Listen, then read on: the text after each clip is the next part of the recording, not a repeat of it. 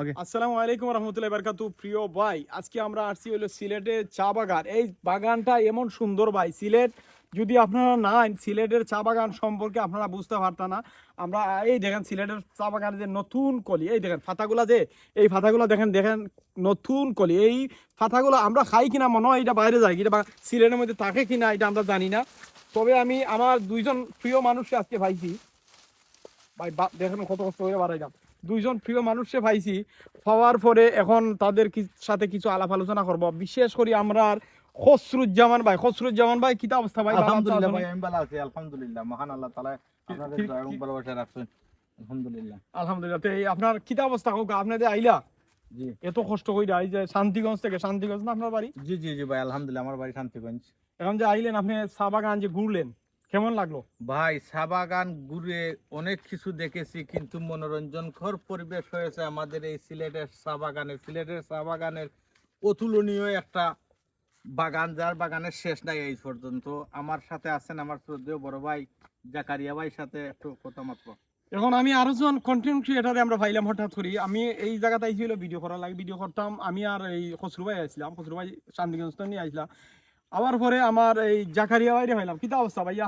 এই তো ভাই, আলহামদুলিল্লাহ ভালো আছে। আপনারা কেমন আছেন?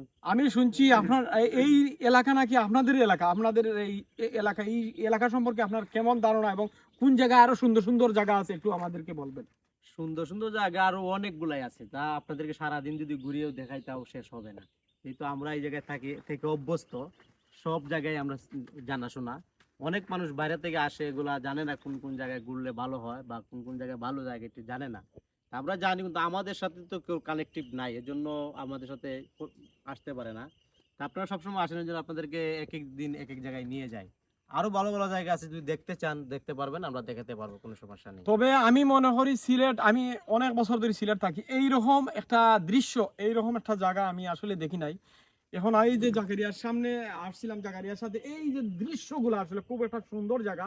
আমার কাছে খুব ভালো লাগছে। সিলেট মানে যে পর্যটন, এবং পর্যটক মানুষ বিভিন্ন জায়গা থেকে সিলেটে আসে একমাত্র এই চা বাগান দেখার জন্য। দেখেন কি সুন্দর সুন্দর চা পাতা। এই পাতাগুলা আরো কয়দিন পরে তারা আরো তোলার পরে এই পাতাগুলা এই বাজারজাত করিয়া তারা বিভিন্ন এই দোকানে বা বিভিন্ন দেশে বিক্রি হবে। এইভাবে প্রতিদিন ভাই অনেক কন্টেন্ট ক্রিয়েটররা আসে ভিডিও করতে, আমরা প্রায় সময় ভাই আমাদেরকে প্রশ্ন করে, আমরা অনেক কিছু বলি, সহযোগিতা করি ওনাদেরকে। আরেকটা জিনিস, আরো আসুক, সমস্যা নেই, আমরা সহযোগিতা করবো। আচ্ছা আরেকটা জিনিস আমরা রাখবো, ওই যে চা পাতার গাছের এই চা পাতা গাছের উপরে যে মাঝে মাঝে গাছ দেওয়া হয়, এটা কেন? এই যে গাছগুলা, এটা কেন দেওয়া হয়? এগুলা দেওয়া হয় আমরা তো আর বাগানি মানুষ না, আমরা যা যেগুলো ছোট থেকে দেখতেছি, এগুলা কিসের জন্য দেওয়া হয় আসলে আমরা এটা বুঝতে পারি না। আমার কাছে মনে হয় এটা ছায়ার জন্য দেওয়া হয়। এটা চা পাতারে ছায়া দেওয়ার জন্য। আমি যতটুকু শুনছি, চা পাতা যে আমরা ছোটতে আমরা ওই পুস্তকে পড়ছি, চা বাগানের মধ্যে মাঝে মাঝে গাছ থাকে, চা গাছে কিন্তু কার্বন ডাই অক্সাইড ছাড়ে, এরা কিন্তু অক্সিজেন ছাড়ে না, এরা ছাড়ে কার্বন ডাই অক্সাইড। আর এই চা পাতা সুস্থ থাকার জন্য অক্সিজেন দরকার। এই অক্সিজেন গাছগুলা অক্সিজেন যে, এবং গাছগুলা এই চা পাতার যে গাছের ছায়া দিয়ে রাখে। এই চা পাতা গাছে যদি আবার রৌদ্র হয় আবার সমস্যা হয়, এর জন্য এই গাছগুলা আমরা জানি লাগানো হয়েছে। আর ইদানিং চা পাতা তোলা অনেকখানি বন্ধ করে দিছে। আগে তো প্রায় সময় প্রতিদিনই আমরা দেখতাম যে চা পাতা তোলার জন্য মানুষ লেগে থাকতো, কিন্তু ইদানিং অনেক মানুষ দেখতেছি না। সম্ভবত কি হয়েছে বুঝতে পারতেছে না। সরকার পতন হওয়ার পরে সম্ভবত কাজ অন স্টপ বন্ধ আছে। বন্ধ আছে। যাই হোক, সরকার যারা আমরা দেশের ভিতরে যারা আছেন এরা তো আসতে পারবেনি, এবং বিশ্বের সব জায়গা থেকে আমার যারা ভিডিওগুলো দেখেন, যারা আমার বাংলা ভাষা বুঝেন, তারা নিশ্চয়ই সিলেটে আসবেন। সিলেটের চা বাগানের ভিতরে যাইবেন। বিভিন্ন লন্ডনই হল, আমাদের সিলেটে কিন্তু লন্ডন প্রবাসী অনেক মানুষ, এরা কিন্তু শহরের ভিতরে ঘোরাঘুরি ফিরে যায়, কিন্তু সিলেটের ভিতরে যে এত সুন্দর সুন্দর জায়গা, অনেক প্রশ্ন, আমার এত আকর্ষণীয় জায়গা। হ্যাঁ বলেন, প্রশ্ন আছে বলেন ভাই। বলেন। সবাই শুধু খালি আমাদের এখান থেকে আপনার ইয়ে নে, এই অনেক বিভিন্ন জায়গা থেকে আমাদের কাছ থেকে উপস্থাপনা, মানে অনেক কিছু বিষয় জানতে চায়। চা তো খাওয়ায় না ভাই একটা দিনও, ভাই খালি কথাই নিয়ে যায়। এখন চা খাওয়াতে হবে ভাই, অনেক কষ্ট। আপনি কি চা খাইতে চান? চা খাইতে সমস্যা নাই, আপনার আত্মা জান ভরি আমি চা খাবো। আপনি কি চা খাইতে চান? আলহামদুলিল্লাহ ভাই, সিলেটের চা বাগান। এখন এই যে আমার ক্যামেরাম্যান, উনি সাইদুল, উনি কিন্তু বিশিষ্ট একজন সেলিব্রিটি মানুষ।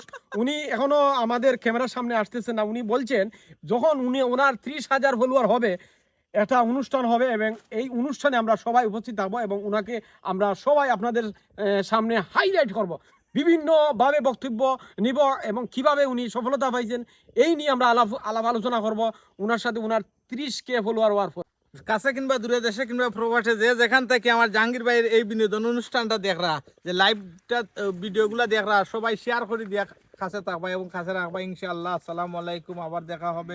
চলে আসুন আমাদের এই সিলেটে, শিল্পনগরী সিলেট। ভাই সিলেটের চায়ের অনেক গুণমান রয়েছে, কিন্তু আমরা সব সময় এগুলা খেয়ে থাকি, ছোট থাকতে আমাদেরকে এগুলা খেয়ে আমরা অভ্যস্ত, সব সময় খেয়ে থাকি এভাবে। আর স্বাদ রে ভাই, এ স্বাদ সেই রকম টেস্ট।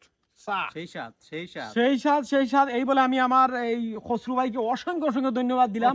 মানে লাস্ট সময় যে একটা বিনোদন আমাদের দিয়েছেন, খসরু ভাইকে অসংখ্য ধন্যবাদ এবং আমার জাকারিয়া ভাইকে অসংখ্য ধন্যবাদ। সবাই ভালো থাকবেন এবং ভালো রাখবেন ভাই। আসসালামু আলাইকুম রহমতুল্লাহ। আল্লাহ হাফেজ।